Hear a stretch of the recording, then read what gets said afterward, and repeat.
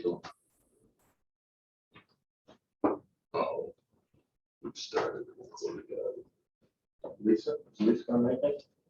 I didn't hear from Lisa or Ed. Yeah. Of course. We need one more. No, we don't. No, Four of us. Oh, is there? Yeah, there is. Yeah. I didn't count Dave. We all agree. I didn't count Dave. You just said we had 2 days, so there's. I didn't count. For some reason, they either didn't count myself or Dave. I don't remember which. I was thinking Ed was here because I thought that was his computer. it is. I was fixing it. Oh, he's just not visible here. If he shows up, it'll be waiting for him. It'll be booted up and ready. It's usually early. Yeah. I think this, we probably forgot about. Luckily, I had an hour reminder on my phone, I don't want to be here either. 7 o'clock, my phone goes up. I thought it was maybe late. I left Yesterday. quarter to 8. It usually only takes 5 to 8 minutes to get here. I'm like, ah, crap. They happen to hold off for a couple minutes, in case.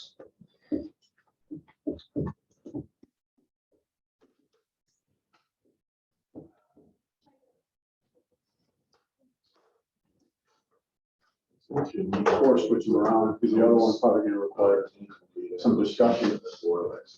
I'm kind of guessing this is redressing. Move along. I don't want to bias the process. But I don't think there's much more to that. The other ones require a little bit of discussion. I've got a couple of questions. I think they're right in front of me, but there's a lot of data to digest. So, Mike Harris will be doing this today. Okay.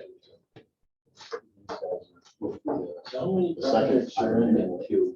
I think 4 or I think 5. there's I mean. Only one of Jefferson County. Okay, that's the only one that's more.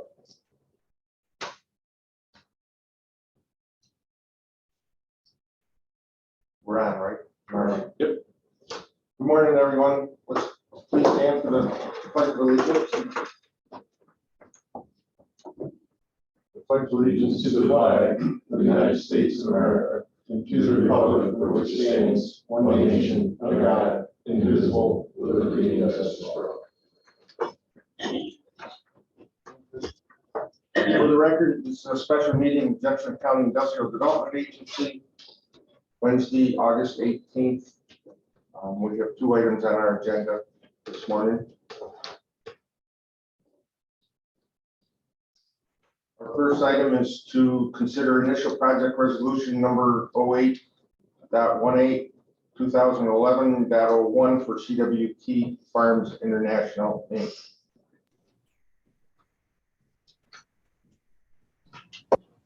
Proposal before us. Do we have any questions? You had some questions for? No, I had one Justin, this is more for you. On the resolution, the application, and honestly, this is inconsequential possibly, but on the application, it does not have a comma after international, but on all the resolution it does, and I didn't know how important that was. I think it kind of falls under the headings. You would read it without the comma, I'm guessing. Yeah, well, as part of our due diligence, when we receive any application, we typically, we do a little bit of due diligence. We go into the Department of State website, pull the name, because oftentimes you get these handwritten and the applicant will drop a comma or add a period sometimes. So we tend to look them up. And if it's not, in this particular case, it's not a New York LLC. So we had to chase it down, I think, into Delaware. So. Okay. There was a comma there, and we also searched the tax parcel and get information on the parcel stuff. So But just the application did not have a comma. This is correct. that's right. Yeah, we always You double read check these things, Justin. because you start with the initial resolution, and these things tend to live beyond through the public hearing and everything else. So we try to make it right the first time. Thanks. It's because it's one of my pet peeves. Our company name always gets abbreviated wrongly, and I know that's incorrect. Yeah, we get the LLP, LLC, PLLC. Yeah, we're always trying to fix it here and there too. So I get it. I had no idea. That was the only inconsequential matter. With that, I have initial project resolution number 08.18.2011 or 2011. Think of that one. 2021.01. The resolution of the Jefferson County Industrial Development Agency, the agency, accepting an application submitted by CWT Farms International, Inc. for itself and or on behalf of one or more entities to be formed collectively the company with respect to a certain project as described below, authorizing the scheduling and conduct of a public hearing with respect to the project and describing the forms of financial assistance being contemplated by the agency with respect to the project. With that, I entertain a motion in a second. I'll move it. Second. Any further discussion? For the record, we have gone through this extensively through loan review committee. So this isn't just a one-off wash. With that, all in favor, roll call, please. Dave, Yes. John is absent, Rob, Yes. Ed is absent, Bill, Yes. Lisa's absent, Paul. Yes. With that, resolution carries. Thank you. Now we have review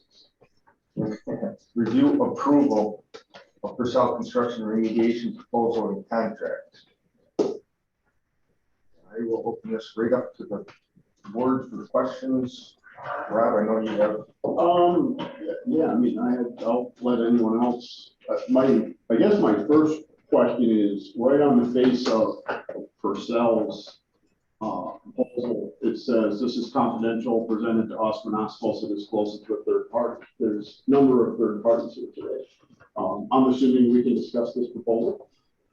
Yeah, the proposal, we can, yes. Yeah. Okay. Yeah. I was looking for affirmation. You guys are from Purcell? Okay. Correct. Yes. Just trying to follow what it says on your proposal. I'm sure it's just boilerplate stuff. but- Boilerplate, more shared, Okay. more. Just in case it wasn't, thank you. So we can, I'm fine with at least then that part. Okay.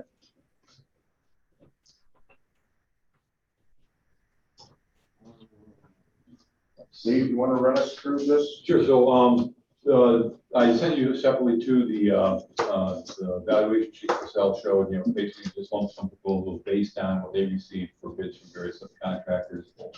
We don't need to approve those individual subcontracts because that's part of Purcell's proposal as the GC. So maybe Mike, if you want to kind of give an overview of the project and this kind of timeline and what's moving ahead. Sure.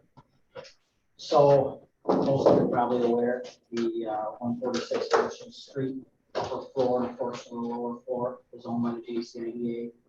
In the process of being converted to the YMCA, it was discovered there was high levels of PCB in the floor mastic, which then infiltrated the top surface of the concrete. So the environmental designers have given a sort of drawings along with BCA architects to demolish the interior partitions, a portion of the exterior wall framing to access the concrete, in which needs to be scarified. The process that we were given to bid was an 1/8 of an inch scarification, and then have paradigm environmental test for levels. Once it's below 1 ppm, it can be then topped to concrete. So we'll take an 1/8 of an inch off of the slab, we'll test it, and we'll do another 1/8 of an inch, test again. We were told in the bid documents that we're hoping 1/4 of an inch will take it, no more than a 1/2 of an inch. So basically the process is going to be go and scarify an 1/8 of an inch, and if the 1/2 of the building comes back that it's good, we don't need to scarify that extra portion. We will then scarify just what is over the 1 ppm and continue into each area until we can narrow it down to the entire building being cleared by EPA. Once it's cleared by the EPA, we'll place an 1 3/4 inch concrete topping over the slab, and that will complete the JCIA portion of the project.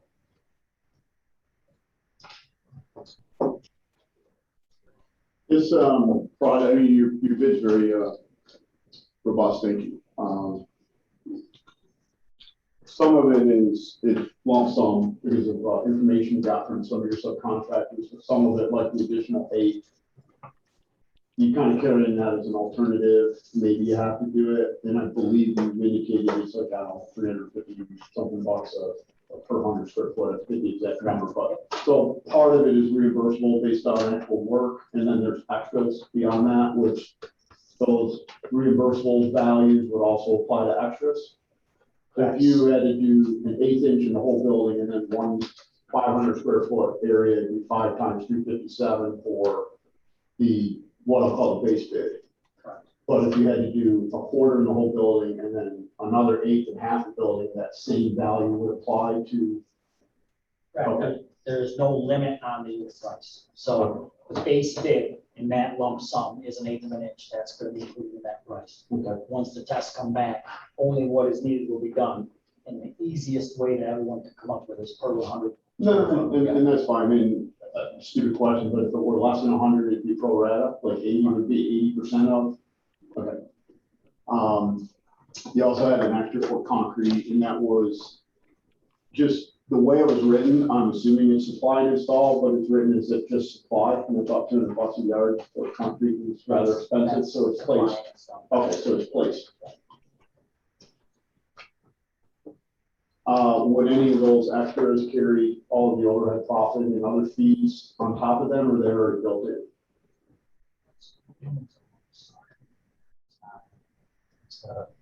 So it'd be, when you see that, you'd be seeing it as an allowance disbursement in a way, which would have the fee overhead profit on top. So all of those would have all these little, they're not, they're just additional fees, the contingency, the overhead profit, the insurance and the bonds, they would all. You see that at the end. Is the insurance and the bond, how would that work for extras? Because you're gonna go get a bond, you're not gonna go change every $10,000, you're just gonna get a bond. You just get a bond. Okay, What usually happens is the total of the bond at the end of the project is based on the project. Okay, so you would actually, I mean, if we did the math, there's obviously a percentage, whatever it is, 0.8%, some number. Right. So the bond and the insurance would be an extra. If I had $357 plus 3% plus 4.25 plus 0.8 plus 0.8 equals some number, Correct. 500, whatever that number is, 400. Okay. Yeah, so to give some sort of a number tally, in the process of bidding, we gave an estimate of what we felt. So you'll see that allowance that was carried. Mm-hmm. The allowance was carried based on doing another 1/8 of an inch on the entire floor. Mhm. And I believe it was about $8,000 that we carried for extra concrete for an allowance, which was just based on inconsistencies of the existing floor, being more than an inch off. Yeah. The current elevation. Okay. Yeah, I mean, you specified where their allowances or subs or Yeah. monthly or et cetera.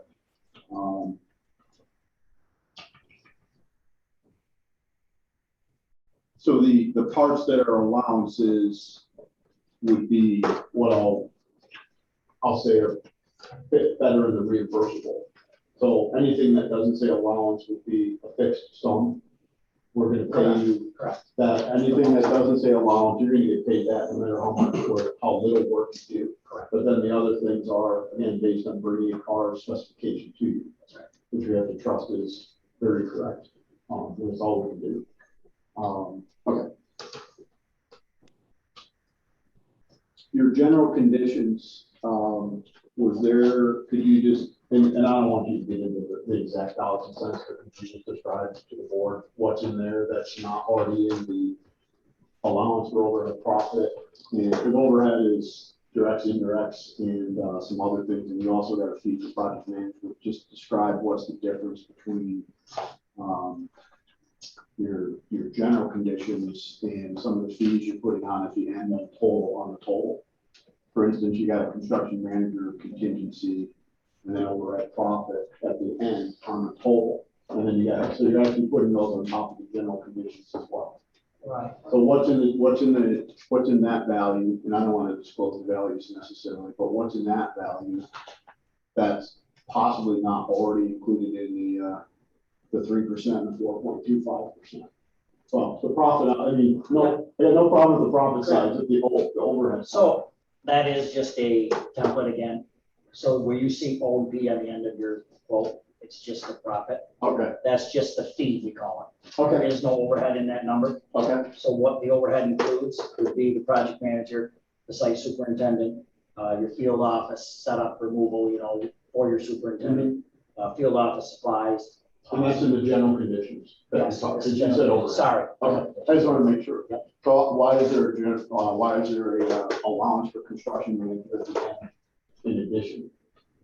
At the very end, you had 3% for construction manager contingency. Now, I don't, maybe that's. That is the contingency, that was just a contingency. Okay. Yeah. So that's We're not, the construction manager on this, something you call a GC, construction manager. okay, So we carry the contingency. That's the contingency just for drawing inconsistencies, scope gaps, that sort of thing. But also included in there is your permits and fees, your billing fees, your Procore fees, your Textura fees. and they're not in the general conditions? That's just in general conditions. Okay. So, Contingency is strictly an open contingency. and that is something we're obligated to pay? Or we only pay it if there's inconsistencies? Is that an extra, or is that a guaranteed fee you're gonna collect? That is guaranteed. Okay. Yeah. Because it seems like some things are already in general conditions. Correct. No, the contingency is based on the documents. That's what we base our contingency on. Your scope's based on the documents, and that's why I did it lump sum. Correct. We own it, I guess. Okay. That's for the board to debate and just bring it up. There it is. I wrote down a whole bunch of questions and, in the actual bid document itself, your proposal. And I know Dave Zembeck, you've already addressed. When I went through this, I kind of looked at a number of these things are probably really realistically in the water side. We understand that. I think we have some reimbursement mechanism from the Y. But for instance, why are we removing lockers? Well, what we're doing is if we just simply did the remediation, we would have to do some of the rebuilding as well. So Mhm. I think I explained this earlier, go clear, but we're swapping. So we're taking on the additional demolition. Mhm. And then so once we get done with concrete floor, instead of then having to rebuild the walls and put the bathroom back in place, things that were down, Okay. they're taking on that aspect of it. So And then it's the same thing like the asbestos tile and mastic face. right. Had nothing to do with PCB. That was, Right. that was in the Y scope initially. and that's Originally they would have been taking that on, but then to bid all that stuff separately, we would have gotten less of an economy of scale, so we would have raised our costs, raised the Y's costs for those elements. Since the tile has to be removed anyways, Mhm. rather than try to bid that out separately and, cost that out separately and mobilize separately, we'll take that as part of our remediation costs. And then the Y will take on, when we're done with remediation in the concrete tab, they will, instead of us then rebuilding all of bathrooms and walls, And they'll take that out. Has either our engineer or engineers involved with the project analyzed if this is an equitable trade? Like we're not spending 100,000 and they're spending 100,000? Yeah, I think. I kind of believe rebuilding those walls, if we're talking 100K, it'd be a generous estimate. So I'm just kind of curious, it seems like we're taking on a lot of extra scope. But rebuilding bathroom is going to be pretty expensive, but. back I to thought that. They also had to rebuild it. PCBs under those tiles. No, we had, we ended up having to remove those after as well. Yeah. It took me a while to figure out why we're doing mechanical and electrical, and I remember the bathrooms were in the way. Because I didn't get to the drawings until like the last time. So all the mechanicals that are gonna have to be changed due to us putting an inch and a half or 2 inches, whatever. That's gonna be part of the Y. So they'll be taking that cost down. They'll have to be done before we put the concrete cap on. Isn't there a lot of stuff that they'll have to stomach into? Yeah, I think there'll be cuts of certain, where they still get to it. I mean, that's what some of the design work, for the demo work was to show how far back to cut back the mechanicals and electrical so that it's available to build. Does this take into consideration they might have to have after-hour work? Yes. Okay. Yeah. Because of, for the disturbance of the tenants downstairs. Yeah, when we did the remediation test, we did the original test remediation. They actually noised us some of the downstairs to see when they were just verifying it.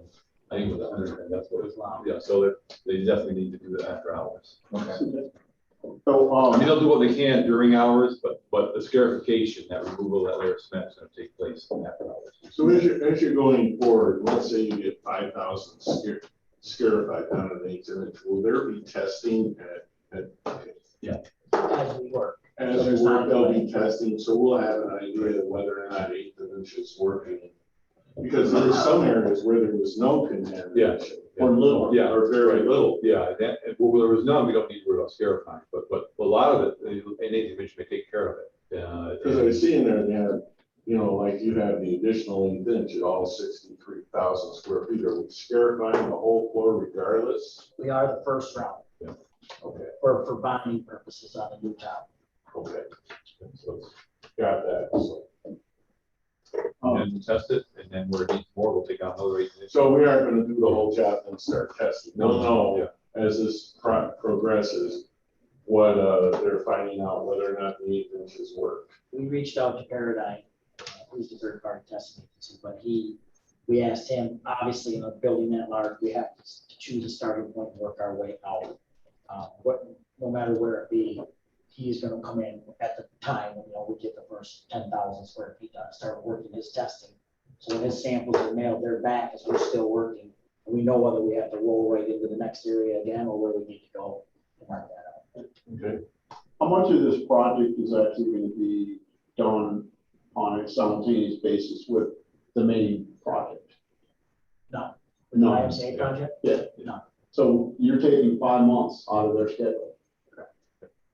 So now their completion date is pushed back from August next year, we're looking at March of the following year. March of 23. Do you think this is a full 5-month project? If everything goes perfectly? The scarification is the wild card. But that's the time consuming portion. And the unknown at this time, I guess you could say, is the EPA, the wild card. We can't place the concrete top until we receive a clean bill of health from the EPA. So the disruption that we may see to the tenants downstairs, how long do you see, in a perfect world, let's say the 1/8 of an inch, how long is the scarification going to take for the first 8 minutes? Perfect world, it'd be 4 weeks, probably. We're estimating 4 to 6. Okay.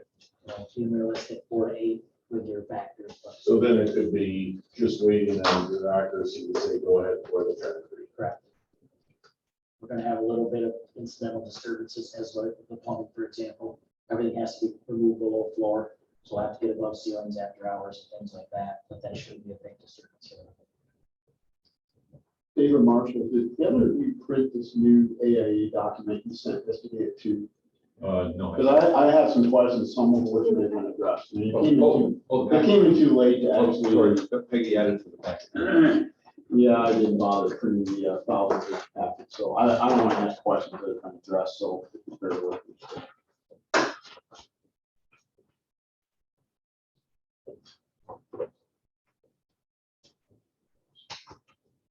I do, so Article 4, your supplemental condition of AIA, when we talked, and I didn't run through your spreadsheet, some of the things you're carrying as an allowance, but there is a sum.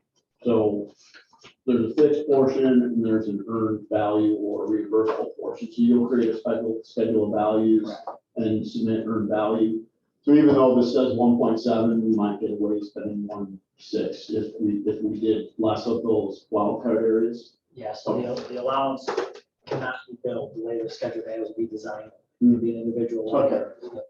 I would have rather seen those as alternates, but I mean, it's 6.5 dozen the other. We're only gonna pay for what you actually do. Correct. So my question was, you're not able to earn the allowances unless you actually do them. They're not in the fixed price. Okay, that's fair.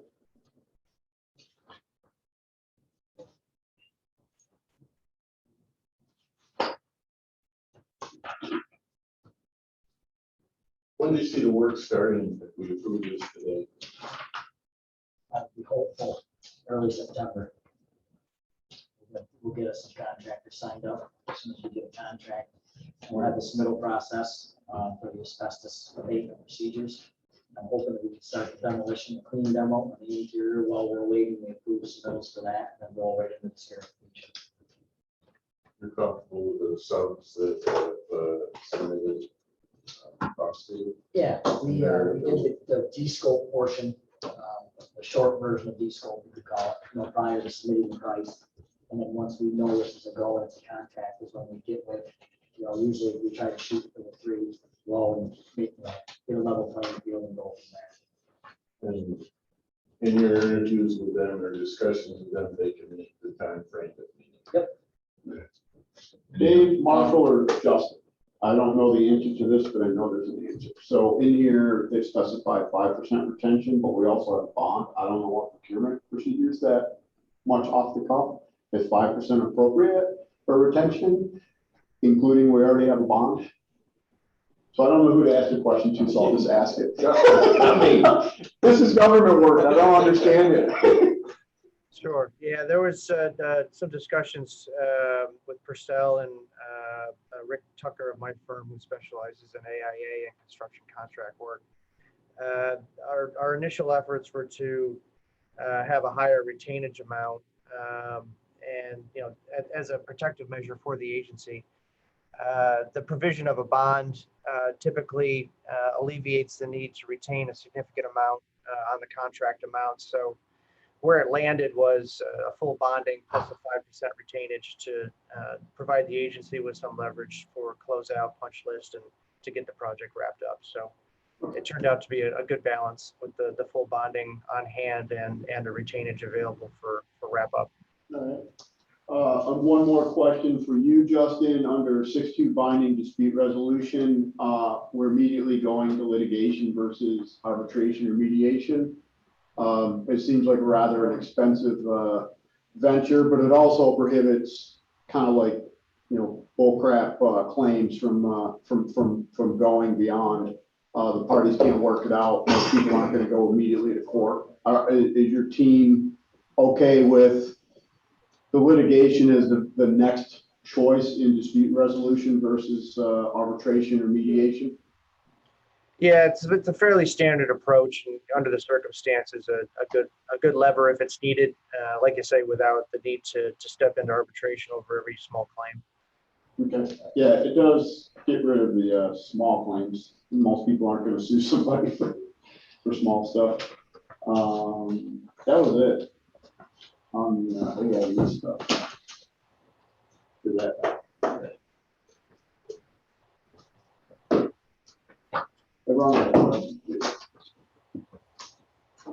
You've run out of questions? I have run out of questions on this subject. On this subject only. I just have one. So everyone's comfortable, staff, Justin, with moving forward today?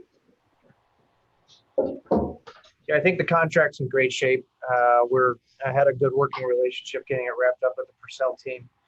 I've talked to Dave a couple times, and this is more like Lyle's side of the shop, just to keep an eye on the resources necessary to maintain the contract draw from a cash flow perspective as they submit requests for payment. Obviously, the agency is going to have to keep an eye on its cash resources and other third-party sources. My conversations with Dave indicate that there are potential grant and third-party sources to help pay for this outlay, which is pretty significant. But as you're all fully aware, you've been down this road more than you'd like to admit. The reimbursement on grants and even CDBG loans and other sources tend to be protracted and take some time. So you should probably assume that you need to absorb this from a cash flow perspective and then wait for some reimbursements. So you have a lot of balls in the air between the airport park, DigiCollect, Convol, this and other things where you have some pretty significant projects. So it's just something you have to keep an eye on the stick and make sure that you're kind of doing the cash flow analysis on stuff. So something we can control, I think. When are we closing with the Y? I mean, that seems to be long overdue, or maybe not. I think if I were to guess, the lease is going to be amended yet again to take care of a number of items: parking lot issues, a stair tower, the city's lot that'll be absorbed into this parcel.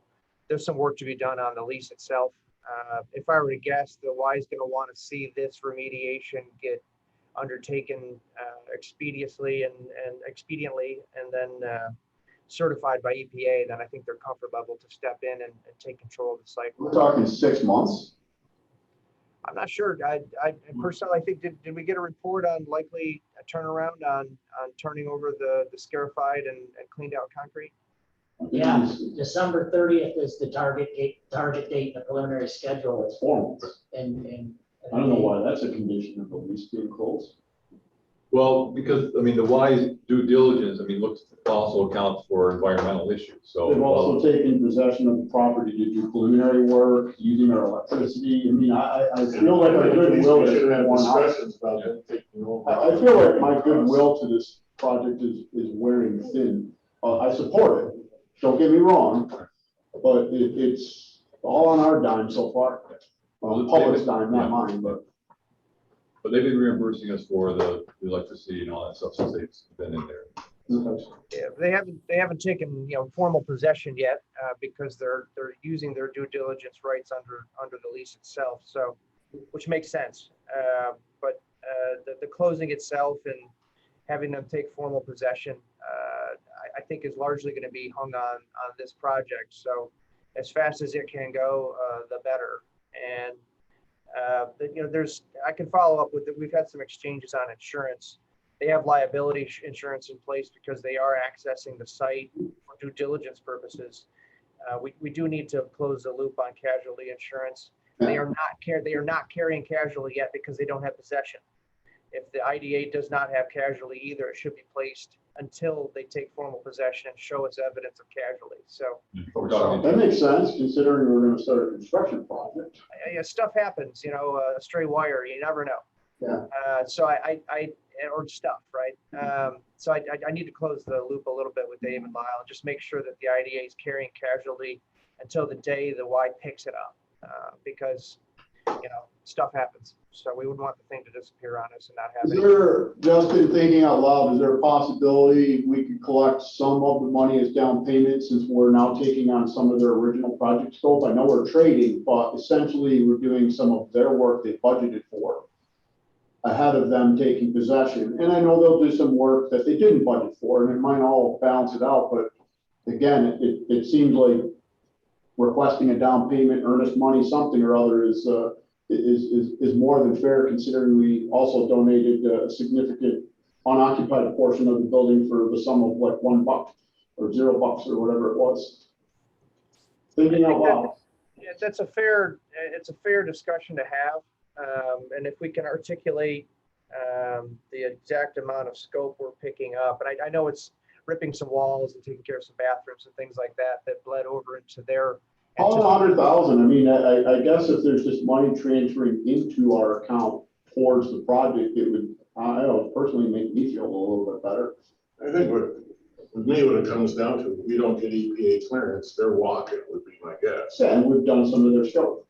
Now, again, for the good of it, what is there isn't contaminated is there. We own it. We didn't do due diligence 20 years ago, whatever it was. I mean, it's there, it's got to be gone. For the building to be beneficially occupied and used, it's got to be remediated.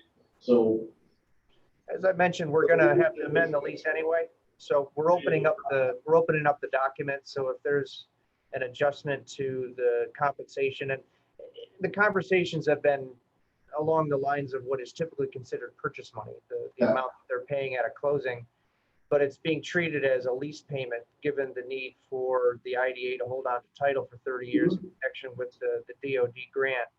So if we're looking at the amount of consideration, whether it's purchase money or lease, advanced lease payments, if you will, if there's an adjustment that's appropriate, if there's an appropriate adjustment and they're able to absorb it because they're not tucking it into their construction contract in the next 6 months, maybe that makes sense and helps us kind of absorb the hit in the short term.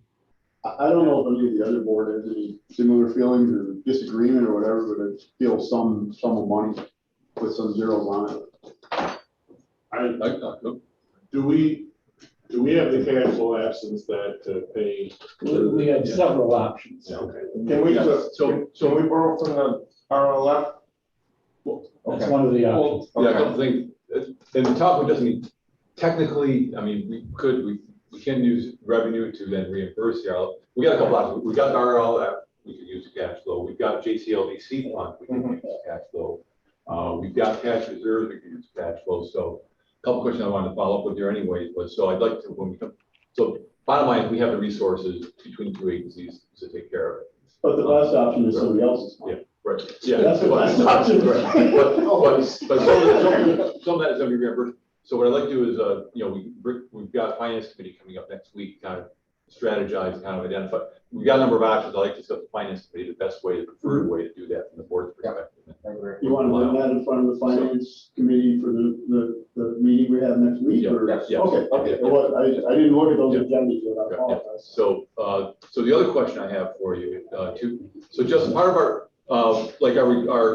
we're putting in a request to National Grid for some grant funding to help with this. There's a requirement that we show the commitment of funds. So I guess my question is, we do the resolution to accept the lump sum contract. Does that in effect imply we committed the funds, or do we need to do a separate motion to commit the funds to the project? What I would recommend and what is typically done is that when you take on a contract of any significance, that there be a budget amendment made or some sort of allocation of funding to a project fund. In essence, Lyle would allocate funds or have them appropriated into either a separate account or at least have an identification of cash resources to accommodate the contract. You sign it, you're obligated to it. So if they complete the work, you need to disperse the funds. If you have not project funds, but if you have cash assets or resources sufficient to address the entire contract obligation, set them aside and draw off those. You can reimburse yourself with future grant reimbursements or third-party funding when it's received. But right now, I would set it aside, make a budget amendment or whatever you typically do to allocate funds or have them set aside or tied up, if you will. So you're certain that you can follow the draw requests on the contract and hit those within the payment terms on the contract. Justin, and apologize if this has already been addressed. When the Y initially scoped out the project, there was a piece left over. I want to say it's about 40,000 square feet, give or take. 14? Okay, I couldn't remember the number. So there was a piece that was left over, which we eventually brought into the project. That piece is still under our ground lease, and it's restricted for them to sell it after the fact and actually receive remuneration, or is it not restricted? Well, as I understood it, the more recent amendment or one of the amendments to come under the lease, they were going to absorb that previously unallocated space with an additional payment on top of the original 500. Okay, yeah. So they're making an additional payment, but it's still under whatever that 30-year lease or whatever we got. So they can't just turn around and sell it to some interested party to put up an office complex there. Correct. Okay. No, I don't know how they'd further subdivide the arrangement with the Washington Street Partners. I mean, we have one box of air. That would need to be further subdivided, or some sort of common space, accommodated exits, that kind of stuff. I think the best result was just to have them absorb it and utilize it within their footprint, and that's the plan. That extra piece I lost track of that. One last question, Justin. You mentioned that we should move money to allocate to this project or a project fund. Should that occur now, or would our September meeting be early enough to move the money? Just a little for now. I would defer to Lyle. And he's the guy with the balance sheet in his head. So if there's cash resources available right now that can be appropriated and allocated to the project, you could include that within your contract approval, just so the cash is set aside. Then efforts can be made with National Grid and other third-party sources to find ways to reimburse that fund. So I defer to Lyle if there's the plus or minus 2 million sitting somewhere. I don't know if you have to hit a loan fund and utilize any RLF, or if there's sufficient unallocated cash on hand. I would defer to Lyle on the best place to pull funding for application. But we would use the RLF and have the board designate the amount of money we need. Is that part of the subject we're gonna discuss at the finance committee? I think That that then have a should be. board Should set up an account like you did for the airport park and stuff like that, kind of a separate account. Yeah, So so, we will have a separate. account. so we may want to do a separate motion today, just because, we finance, we may readjust where those funds come from. See, we did this on the original stream project. Mhm. We did this on the improvements to the Coffin Street Park, so we've done it before. So do you want a motion now to allow Lyle to follow whatever laws are applicable and bylaws to move funds within our accounts to create a fund? Yes. Or something to that effect? Yeah, yeah. I don't think I can repeat that, frankly. Basically, it- Hopefully you recorded it. You get that, Peggy? Not really. I can kind of repeat it. It would be a motion for Lyle to move funds, set aside an account All right. designated. Well, I for- make a motion, we authorize Lyle to create a project fund and move the appropriate amount of money to cover the cost of this project. Yes. Okay, I'll second that. Well, I was obligated to follow laws. You don't need to say that. We'll refer to Justin. Yeah, well, I should- she'll let you know when you're not. We should make that for 2 million. It's good to take in the additional paradigm Yeah. fees and BCA fees. So 2 million? Should be I'll 2 amend million. my resolution to up to $2 million. And I'll amend my second. That makes sense. The good news is you have the capital reserve that was left over from stream around $500,000. So that's an easy one. It's really just backfilling the 1.5, of which the Y is going to come online, assuming we do close on the formal lease and the initial rent. We're up to about $1 million. So you have about $1 million left to get to with agency capital reserves, whether it's cash or RLF funds. Bill brought his checkbook. Where's it? Santa Claus is coming. Yeah, and then if that $1 million can be backfilled to the greatest extent possible through National Grid and other sources, you may get to a bit of a neutral position when it's all said and done. But Yeah. the challenge up front is just to put the cash on the table first, and kind of hopefully shuffle the deck enough where you get to a neutral position when the project's done. The project. Wow, it doesn't matter to you what calendar year you create these funds. Numbers are numbers, right? Out of it. I didn't really. It'll show separately on the balance sheet. Oh, I didn't think so. Did you ask for? You have a motion now. Didn't- We have a motion, and we're still discussing it. Okay, that's right, we already did. Paul made a motion, you seconded it. I did? No, I meant the accepting Purcell's. Oh, we're gonna. We didn't get to that one We're yet. gonna fund it first. Okay. You don't want, you don't want. No, we already voted. Contract first. You want to sign a contract with blank check. We're gonna fund it first. Okay, on the motion to fund an account for up to $2 million. Any further discussion?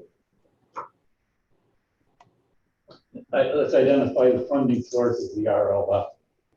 We're gonna do it right out of the RLF and then to start, then we'll back, That, yeah, okay, idea. IDA RLF. Already, on the motion, all in favor, aye? Aye. Opposed? Motion carries. And with that, I entertain a motion to approve Purcell construction contract, construction remediation contract. I'll make that motion. I'll second it. Any other questions, concerns, Good, healthy discussions? On the motion, all in favor, aye? Aye. Opposed? Motion carries. Thank you for just spending $2 million. Oh, you just Up spent it to. on, yeah. Up to $2 million. We're not gonna do it much for it. No public notice for the hearings going out, so we'll do that before the end of the month. Okay. For the CWT project, and we can do that formal approval on September 9th. Is, because this is an undertaking within the city proper, there's additional seekers and EAFs and all. It was that. actually outside the city, it's in the town. It's in the town? Yeah. Really? Yeah, it's outside the city limits. It's in the ag park, which is in the town of Watertown. Oh, I was talking about the Purcell. Oh, I'm sorry. I'm like confused, I'm like, how do Watertown? Yeah, they got the line. No, I mean, are we obligated to do secret EF, or is that all part of their deal? Everything's done for the. Okay, so that, I couldn't remember, I lost track of that stuff too. Any other words of wisdom, Justin? Oh, That's all I got on a Wednesday. so I do have one more question. This just came up the other day, so we haven't time to address it formally, but we're gonna need to, Purcell's gonna need to fence out the parking lot, which we currently have a contract with the city for the use of the parking lot. So I guess we may have to do a new contract with the city at this point, so try to get that underway. I guess, Justin, what authority can I be given to work out some contract or arrangement with the county before, rather than wait till September 9th so we can get going on getting permission for putting the fence in place? The city or the county? This is for the parking lot at the Y? City parking lot. Yeah. If the prior lease in favor of the IDA, which is really for Stream, is expired or terminated, there's going to be a need for some sort of license in the short term if that area is needed for staging for Purcell. Yeah. That should be done right away. Yes. And that license could be assignable to the YMCA to the extent that their contractors are going to need that for staging. That's going to be much more intensive for a year or two, I imagine. So my partner, Tim Fitzgerald, can work with Kevin Pohl and the city folks. Actually, it's the city corp council, not Kevin's the YMCA guy. Probably needs to work with them both. Just to make sure that that license is sufficient for the use by the IDA in the first instance to allow its contractor Purcell to do the work. There may be some discussions necessary on the amount of access and the amount of fencing that is required if there's still going to be some public parking going on in there. Probably need to do a little bit of due diligence on what the city's needs or desires are for the lot, if it could be completely closed off or if there's still going to be a turnaround in there or some parking. The logistics for major construction and public parking might be challenging, but we should definitely chase that down. That another area you can match up on the insurance stuff. If they're gonna actually put up safekeeping fencing, we should have no obligation to insure that stuff. Yeah, well, if it's our license in the first instance, we're going to want to ensure we have liability insurance on the building. No casualty, we're going to have to address that. We don't have to carry casualty on the parking lot, definitely liability. That liability would cover any damage to the lot because it's city owned. Heavy construction tends to be not too forgiving on asphalt. So we're going to have to figure about what restoration terms and things like that might be necessary to make the city comfortable. Yeah, Purcell's liability will cover the parking lot. So do we need additional liability as well? Well, if our lease is expired. Well, our lease expires in October, so we've got. Okay, well, if it's there, let's take a look at it. We have rights to use it through October. If Purcell's going to keep going past October, we want to either extend the lease temporarily, after which the YMCA could take that over to the extent it needs it, or that lease could convert to a license and allow the staging and construction activities to occur under a license instead of a lease. I defer to you guys on which is better. In that area, you're gonna need your staging. Because of the whole public We're parking. gonna fence off the west parking lot. We're gonna follow the curve, and we're gonna stop it where, the parking garage starts. Mhm. We leave the parking garage for the public. The upper deck. Yeah, and we carry the fence across to shut down the covered walkway, carry the seal off the building. So did you need a motion to accomplish what you want to do? I was just gonna ask for a motion to, I will move we authorize Dave to negotiate an extended lease for the period. Dave and council, Dave and Justin. Second. And the motion, all in favor, aye? Opposed? Motion carries. Is the parking lot being used by just anybody right now? Yeah. Are we gonna try to put up some signage to warn them that they're gonna lose their parking spot? Oh, they're not theirs. You can't take what isn't yours. 9/10 of the law isn't possession. It's public perception. Put some sign up to tell people that effective such and such. Dave has sent multiple emails to the city, asking them to notify the the local businesses. A lot of the people using it now are the community health center and the courthouse. Well, Marshall, you should put a sign up that says, thank you for your patronage, park downtown and visit some of our wonderful shops downtown. I should have, no. This parking lot is closed, it's small print. I'll talk about how about getting notices, but look from the county employee department, the county did it. There's a lot of county. Bill will take it. Yeah. I'll tell You'll go around office to office. Who made the second? Paul made the. I think I did. This time. Voted? Yeah, we did. Okay. Yeah, Motion to adjourn. so move second. All in favor? Aye. We stand adjourned. Big yell. Thank you. Thank you, Justin. Thanks, Justin.